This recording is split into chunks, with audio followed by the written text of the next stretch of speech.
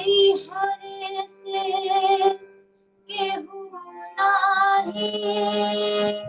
महीने रामा बीतले फगुनवा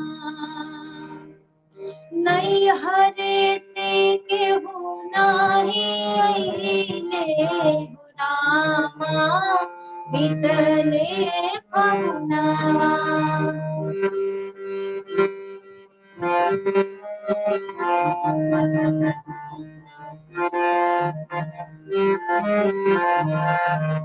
बीतले फागुनवा हो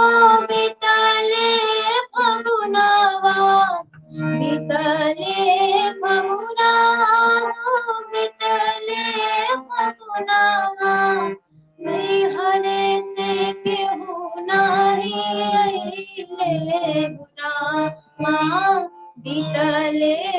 फागुनवा नहीं हरे से केहू नाही अइले रामा बीतले फगुनवा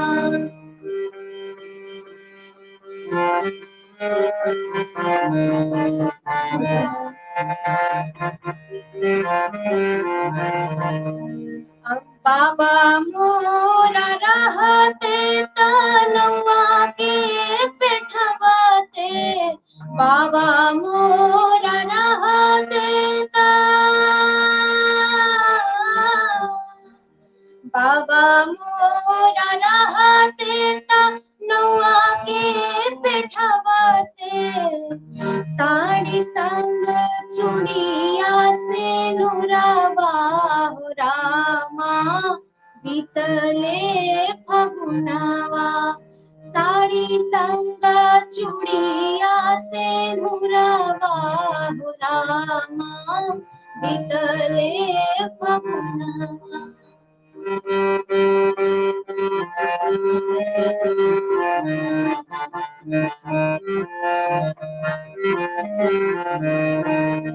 अम्मा मोरा रहते ता भैया के